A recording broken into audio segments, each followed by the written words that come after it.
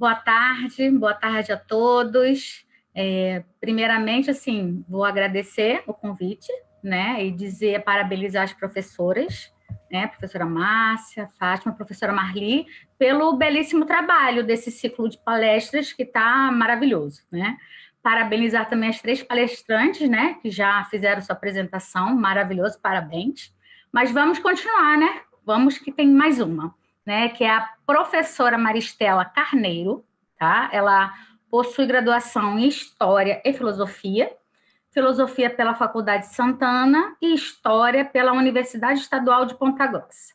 Mestrado em Ciências Sociais Aplicada pela Universidade Estadual de Ponta Grossa, doutorado em História pela Universidade Federal de Goiás e 2 pós-doutorados, tá? Um pela Universidade Federal de Mato Grosso e Universidade Estadual do Centro-Oeste do Paraná. Ela também é professora adjunta à Faculdade de Comunicação e Arte ao Programa de Pós-Graduação e Estudos de Cultura Contemporânea pela Universidade Federal de Mato Grosso.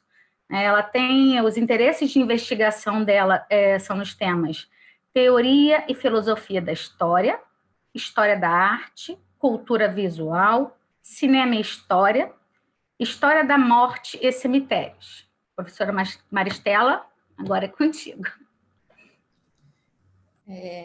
Deixa eu compartilhar minha tela. É um prazer estar aqui, é um prazer ter recebido o convite para participar dessa tarde, dessa live, desse momento. Agradeço a coordenação do evento, em especial a coordenação dos museus, em especial a Márcia, a Fátima e de coração ao Elias, que eu conheci há alguns anos, percorrendo as igrejas na Itália, em Roma, e com muito carinho que o mantive como amigo nesses anos, e recebo esse convite para falar hoje. A minha fala desvia um pouquinho da fala das colegas, né? Eu estudo desde a graduação cemitérios, então um pouquinho do que eu vou falar hoje com vocês. Vou compartilhar um pouquinho da minha trajetória e desses interesses em relação aos cemitérios que eu tenho pesquisado. Eu sou professora no ECO, na UFMT, no Mato Grosso, apesar de ser paranaense, né? Então vocês vão notar pelo sotaque um pouquinho carregado, né? Mas atualmente eu resido em Cuiabá. E quando eu recebi o convite para essa fala e o tema Arte e Outros Conceitos, eu pensei, né, em trazer um pouquinho das discussões que eu tenho travado acerca dos cemitérios, acerca da ideia de morte e principalmente a questão imagética. História da arte sempre foi bastante relevante nas minhas investigações, na forma como eu concebi e me aproximei da arte funerária. Para o Didi Uberman, que é um autor que eu gosto bastante, as imagens tocam o real, são capazes de criar, ao mesmo tempo, sintoma e conhecimento. Então, nesse sentido, uma imagem é um rastro, é um traço visual que arde, porque ao ser aberta é capaz de colocar o homem diante do tempo e, por consequência, vital para refletir sobre a morte e suas interfaces. Então, para ele, a ideia é que a morte, ela tem essa característica das interfaces, né? Tem a característica de ser, a arte tem a característica de ser esse rastro, essa abertura no tempo, que coloca diante de nós diferentes possibilidades de leitura, diferentes tempos, diferentes aspectos daquilo que foi relevante para o artista quando criou determinada imagem, ou uma imagem que é artefato, que não foi pensado enquanto arte, ou para o observador, ou para a pessoa que entra em contato com essa obra. E aí, uma imagem não é o simples resultado de uma transposição do real, mas é o produto do processo de leitura realizado pelo artista, a ser também apreendido pelo observador. né? As colegas trouxeram exemplos incríveis de como isso se dá, né? De como é muito mais do que simplesmente uma transposição, de simplesmente uma cópia ou uma réplica da construção, né? Não é uma construção inocente ou automática. Ora, a imagem não é horizonte, a imagem nos oferece algo próximo a lampejos. O horizonte nos promete a grande e longínqua luz. Eu acho que essa citação é bastante poética, né, de certo ponto de vista, e nos traz essa ideia de que a imagem não é o horizonte em si, mas ela oferece pequenas luzes, ela nos oferece pequenos lampejos, como vagalumes, que é parte do nome dado pelo Didi Obermann à sua obra. E a partir dessas ideias, as leituras do Didi Obermann ajudam a pensar como nós podemos tomar a ideia de um cemitério, como nós podemos pensar um espaço cemiterial. E nós podemos pensar esses espaços como marcadores do vazio. Ou seja, coisas a ver de longe e a tocar de perto, coisas que se quer ou não se pode acariciar, obstáculos, mas também coisas de onde sair e onde entrar, ou seja, volumes dotados de vazios. Precisamos ainda a questão: o que seria, portanto, um volume, um corpo já, que mostrasse a perda de um corpo? O que é um volume portador, mostrador de vazio? Como mostrar um vazio? E como fazer desse ato uma forma que nos olha? Aqui na imagem que tem ao lado da citação é um detalhe do cemitério de Arlington, nos Estados Unidos, e é bastante peculiar porque cemitérios militares, como é o caso dessa imagem, normalmente, em especial, acabam sendo marcadores do vazio de forma literal, porque nem sempre os corpos dos militares são localizados e são, de fato, sepultados. Então, um túmulo, ele demarca esse vazio, ele demarca essa falta, essa ausência. Então, essas reflexões sobre qual é a ideia do que é um túmulo, do que é uma construção funerária, muito atravessada por essa noção, né? Por essa noção de algo que porta um vazio, de algo que é representativo, um volume que demarca algo que não está, algo que não faz parte materialmente daquele espaço, mas remete a uma outra espacialidade, algo que está para além daquilo que materialmente encontramos.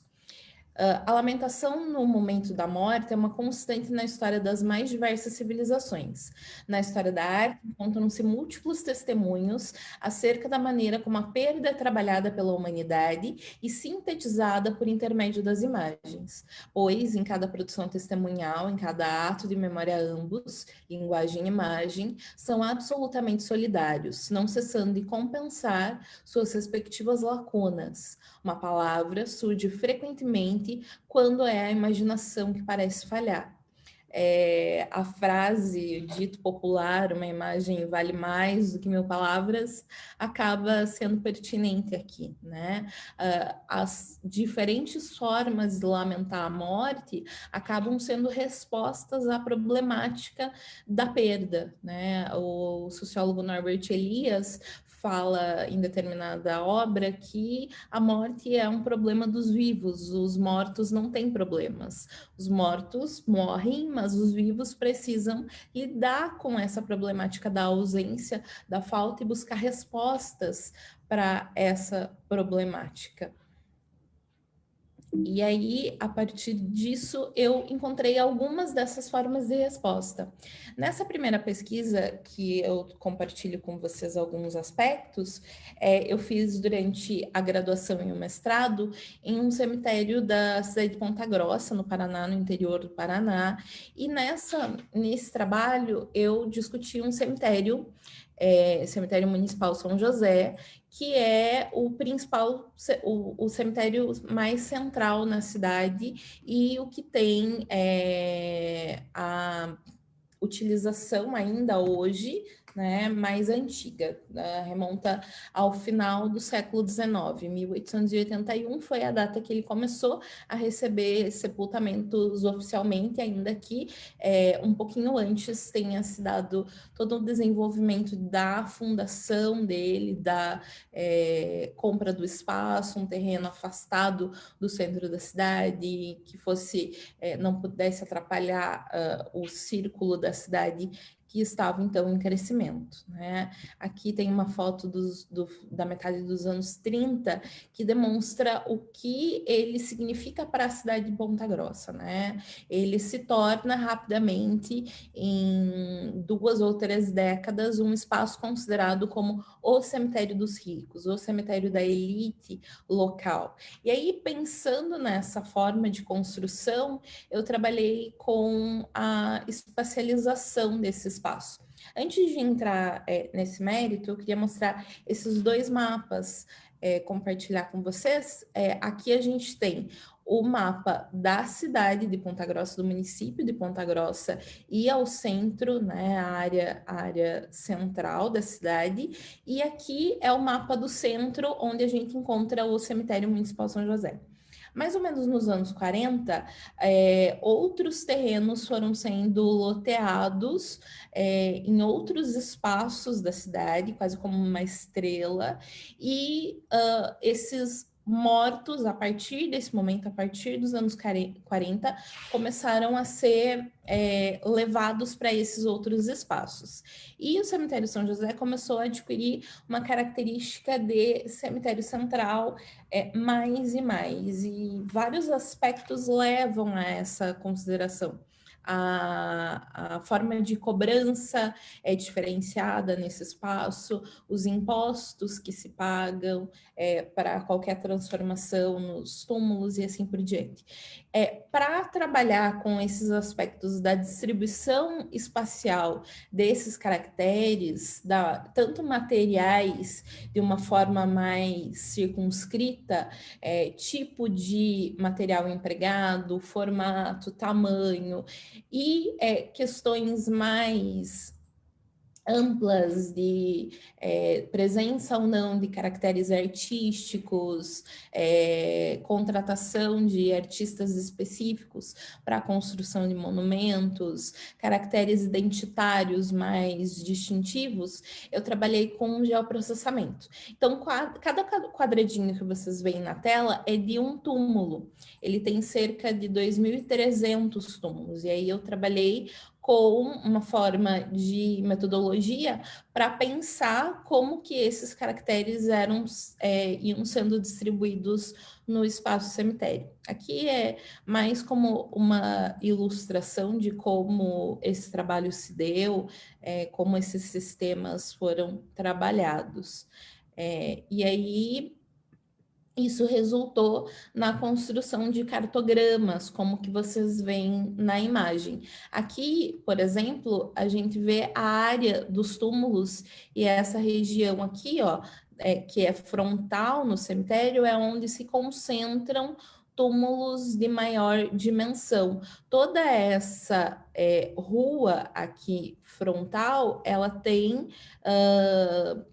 terrenos que são mais valorizados, assim como a gente veria em uma cidade, assim como a gente encontra na especulação imobiliária urbana. E aí, por quê? Onde eu quero chegar com isso? Variações padrão nas construções tumulares são indicativas da atual configuração do cemitério municipal São José, ou seja, uma necrópole urbana e central destacada com relação às demais, seja pela localização, seja pelos elementos estilísticos, constituída ou justificada sob a lógica da pretensa civilidade. À época, eu trabalhei com jornais também que falam sobre como o cemitério estava adequado à civilidade local, o quanto, principalmente em momentos nas celebrações de finados, por exemplo, ele estava limpo e asseado o suficiente para receber a população. Então, essa configuração ela vai sendo construída historicamente, porque quando o cemitério é fundado no final do século XIX, ele é um cemitério que deve deve atender a todas as pessoas, mas aos poucos há uma espacialização geograficamente pensada desse cemitério, que vai se dedicando a outras demandas sociais, culturais, identitárias da sociedade local, e ele começa a se configurar de outro modo, né? E isso me levou à pesquisa de doutorado, que eu procurei trabalhar com alguns caracteres mais relacionados à morte burguesa. E aí, nos 3 cemitérios mais antigos de São Paulo, Consolação, Araçá e São Paulo, no doutorado e no pós-doc na UFMT, eu trabalhei com a questão das representações nudez masculina no espaço funerário. Mas para isso eu precisei trabalhar com 2 categorias, a primeira delas sendo corpo e a segunda nudez. Alguns elementos que eu gostaria de destacar. Primeiro, um corpo nunca existe em si mesmo, nem quando está nu. A ideia de corporalidade representa uma questão linguística discursiva que é mais profunda do que simplesmente uma corporeidade biológica. É sempre um estado provisório de uma coleção de informações que o constitui como corpo. O corpo na arte, seja na literatura, nas artes visuais, é sempre um corpo representação, um corpo imaginário que revela narrativas que objetivam conceder sentido aos corpos reais. E aí, a partir disso, qual é a ideia aqui? A ideia aqui é pensar que corpo seria esse. Eu gosto bastante dessa citação da Stephanie Batista, quando ela diz que era uma vez um nu que conta a história de um corpo vestido em arte, de nude. O gênero do nu é considerado como forma ideal de arte, buscando sempre a mimesis do belo. Com isso, ele é um indicador da ideia dominante de arte e seu papel na sociedade, porque é a representação do corpo possível de ser mostrada dentro da moral regente de cada sociedade. Essa diferenciação não faz tanto sentido, né, na língua portuguesa, porque a gente usa a palavra nu em ambos os sentidos. Mas no inglês, por exemplo, o nu artístico seria o nude. E o pelado, né, para brincar um pouquinho, seria o naked. Então, aqui, do que nu a gente está falando? A gente está falando do nu artístico. E aí, a pergunta que orientou a minha preocupação nesse sentido, qual seria a nudez possível no espaço dos cemitérios? Porque mesmo que esses cemitérios, a partir da proclamação da República, sejam considerados espaços laicos, juridicamente falando, eles continuam sendo social e culturalmente pensados como espaços de Campo Santo. Então, nesses espaços de Campo Santo, qual nudez seria possível? E aí eu trago alguns exemplos de túmulos que eu trabalhei. O primeiro desses exemplos, né, na primeira das categorias, é o Museu Tombeau, que é do Brecheret. É um túmulo bastante famoso em São Paulo, porque esse túmulo ele foi encomendado pela Olívia Penteado, pela família Penteado, que era muito importante social e culturalmente em São Paulo naquele momento, depois que ela teria visto essa escultura numa exposição em Paris. E aí teria encomendado para a família, para o túmulo do marido. Essa Pietà, ela não é a Pietà do Michelangelo, né, triangular, clássica, que nós reconhecemos com facilidade. Essa Pietà, ela tem uma outra leitura, uma outra expressividade estética que demonstra a vinculação do artista com o modernismo naquele momento, né, em meados dos anos 20. Aqui tem outro exemplo que é do Emendabile, né, italiano, e a gente percebe uma outra Pietà, uma outra proposta estética que dialoga bastante com o Novecento italiano, o Emendabiliere italiano, e aqui nós encontramos um outro Cristo, um Cristo que é esquálido, que é talvez mais realista, que se encontra exposto nesse túmulo em toda a sua fragilidade, em toda a sua mortalidade, né, por assim dizer. Então, quando a gente encontra Cristos no espaço cemitério, eles normalmente estão relacionados a uma devoção cristã. Mas quando nós encontramos essas pietás, é mais do que simplesmente um recurso devocional, mas também se trata de demonstrar a mortalidade dessa figura, porque na Pietà, nesse momento, é quando Cristo está mais vulnerável, mais humano. Então, faz sentido que haja essas representações nos espaços funerários. A segunda categoria que eu trabalhei foi a dos pranteadores. E esse pranteador em especial, ele é bastante interessante porque ele faz uma releitura, né? O Nicola Rollo faz uma releitura da lenda grega, o nome da obra é Lenda Grega, de Orfeu e Eurídice, que acaba trazendo esse momento de pranto, de dor, que mesmo com a virilidade masculina, mesmo com a força que é demonstrada na concepção dessa escultura, na concepção dessa obra, o Orfeu não consegue resgatar a sua amada e acaba lhe perdendo uma segunda vez. É bastante interessante porque, mesmo com a força masculina que ele apresenta, essa força não é suficiente diante da perda da sua amada, do ente querido, né? Aqui a gente tem um outro pranteador que, na verdade, é um pranteador adormecido. Essa obra aqui é de um túmulo de uma família de libaneses que o sepultado, nesse caso, é um escritor.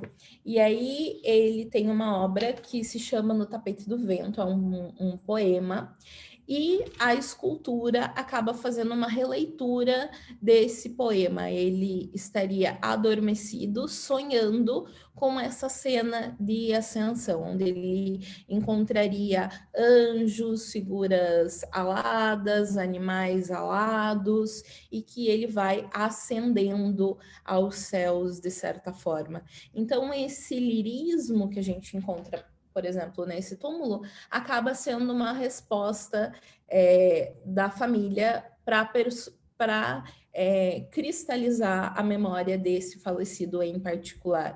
Esse túmulo é deste sepultado e não seria de nenhum outro, porque essa personalização do túmulo é a forma encontrada pela família de lidar com essa perda, lidar com essa separação.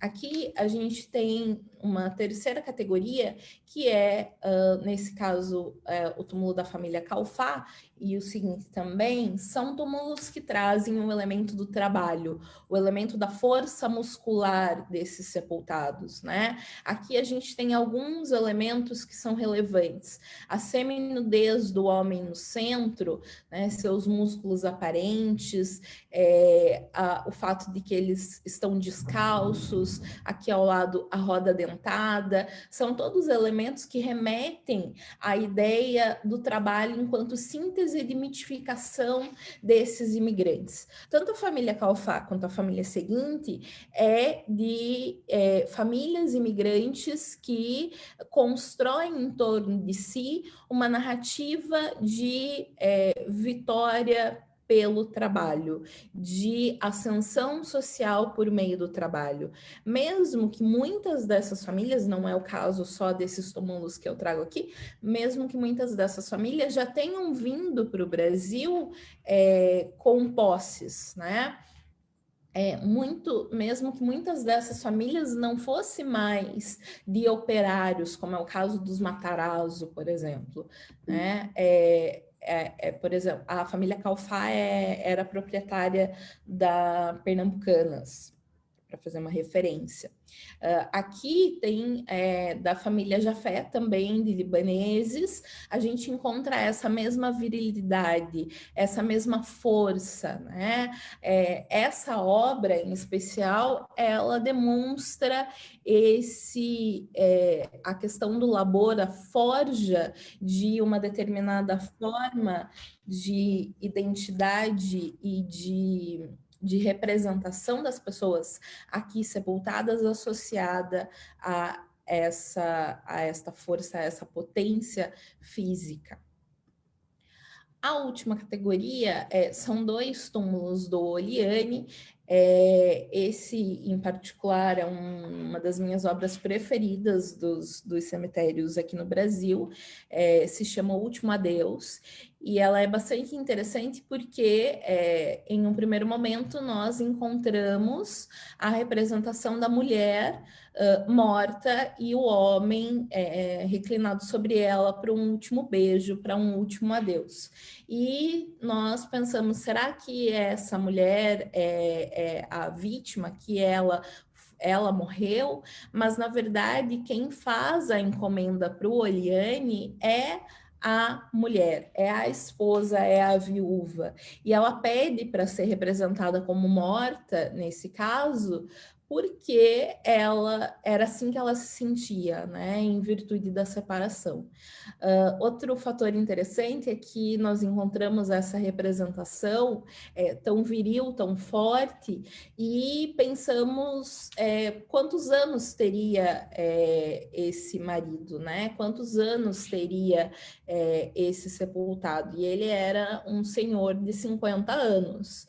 Né? Não teria este perfil que vemos na escultura, mas a viúva deseja lhe representar dessa forma. Aqui nós também temos uma viúva em triste separação, e ela é representada aqui no canto, particularmente vestida, enquanto o marido é carregado nu por outros homens para um outro plano, talvez, para uma outra espacialidade, talvez.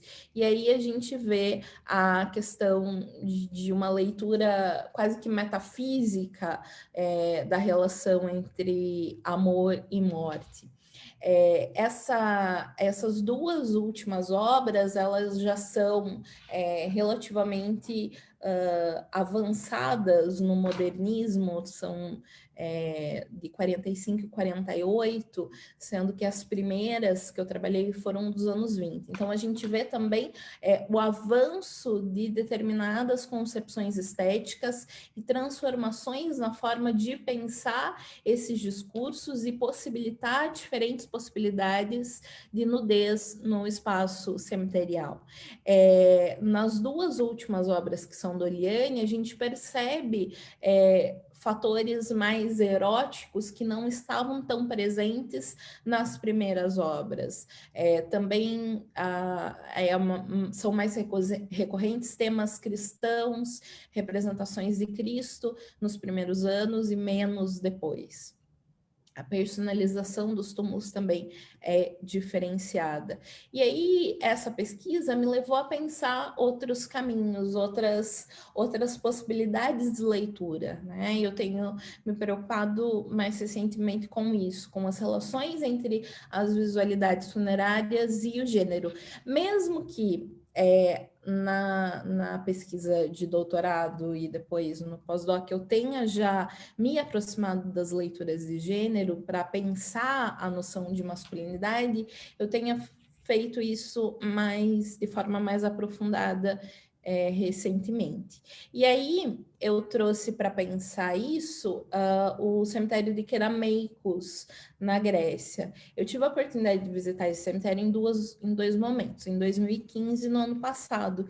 E aí é bem interessante porque ele apesar de remeter à antiguidade grega, ele só foi descoberto na segunda metade do século XIX.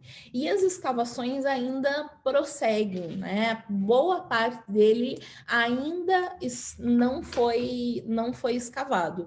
Então, esse cemitério é bastante peculiar para pensar e tensionar algumas das representações que a gente continua tendo sobre a antiguidade. Aqui é uma visão panorâmica dele. Eu trouxe 2 túmulos para apresentar para vocês, já me encaminhando para o final da minha fala. Esse touro de Dionísios é bastante interessante porque ele acaba dialogando com algumas das representações mais contemporâneas que a gente tem sobre a morte, né?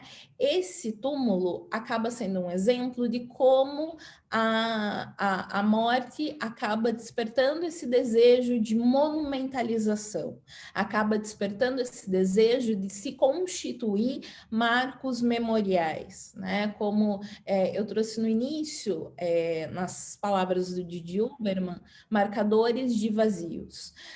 Não é uma novidade burguesa, e aí em particular por isso que eu me interesso por esse cemitério em particular, porque mesmo que haja determinadas especificidades no tratamento que nós damos à morte contemporaneamente, a questão de haver uma problemática nessa ausência e de se buscar respostas para essa ausência já estava presente no mundo grego. E aí não se trata de olhar para esses monumentos e continuar reproduzindo uma abordagem simplesmente eurocentrada, mas mesmo quando observamos elementos que são próprios de uma cultura europeia, é pensar essa cultura europeia com ferramentas que nos são dadas por outras perspectivas também, né? Esse monumento aqui, esse touro, representa essa força, essa virilidade, e é bastante interessante porque mesmo se tratando de um exemplo de uma morte aristocrata, de um aristocrata ateniense, mesmo dentre os aristocratas não havia sempre o costume dessa representação mais suntuosa. Também é o caso desse segundo exemplo que eu trago para vocês, que é do filho de Lisânias de Tóricos. Nesse caso, a gente tem a representação de um jovem cavaleiro, e aqui nós temos quase que uma contradição, porque ao mesmo tempo em que ele é representado de forma individualizada, né, esse relevo faz referência específica a esse jovem, né, que morreu em uma guerra entre os atenienses e os espartanos, também faz referência ao seu triunfo, ao triunfo do Estado ateniense, ao seu sacrifício em nome de Atenas. Então, ao mesmo tempo em que há uma síntese da sua presença e da sua historicidade, há também uma síntese do seu papel para com o Estado. Então, por isso que esses túmulos e outros, o tempo não me permite estender para muito mais exemplos, acabam despertando esses debates, essas discussões sobre os papéis sociais e os papéis de gênero, né? E como nós podemos abordar diferentes cemitérios a partir dessa perspectiva. Com suas sucessivas camadas historiais, Queirameicos nos convida a pensar o cemitério como um espaço de expressão da ordem social, das dinâmicas urbanas e da história dos estilos artísticos que caracterizam a antiguidade clássica e projetam ainda um longo rastro de influência. Aqui apenas um detalhe. E aí eu gosto bastante dessa citação do Porto Gonçalves quando ele fala: o que visamos é o deslocamento do lugar de enunciação e assim proporcionar que outros mundos de vida ganhem o mundo, mundializando o mundo. Insistimos que não se trata de negar o pensamento europeu, o que seria repeti-lo com sinal invertido, mas sim nos propomos a dialogar com ele, sabendo que é europeu e, portanto, de um lugar de enunciação específico, ainda que sabendo.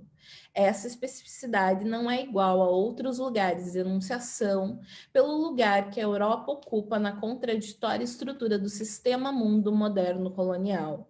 O lugar de enunciação não é uma metáfora que possa ignorar a materialidade dos lugares, enfim, a geograficidade do social e do político. Aqui ele parte de uma leitura decolonial, de uma epistemologia do Sul, para discutir a forma como nós nos apropriamos, né, das representações e do pensamento europeu e como isso acaba se tornando muitas vezes uma colonização de poder e de saber. Mesmo os cemitérios brasileiros que eu apresentei no início acabam carregando consigo uma carga de padrões de posicionamento humano perante a morte que são bastante eurocentrados, né? Principalmente no que diz respeito aos cemitérios de São Paulo e tendo a maioria dos escultores sido italianos, né? De uma maioria de italianos, nós percebemos aqui que esse lugar de enunciação, mesmo quando é brasileiro, tem um diálogo muito forte com características e com referenciais europeus. Mas, ao mesmo tempo, é importante olhar e tensionar essas referências, pensar por que elas existem e pensar como a produção nacional acaba tensionando essas referências.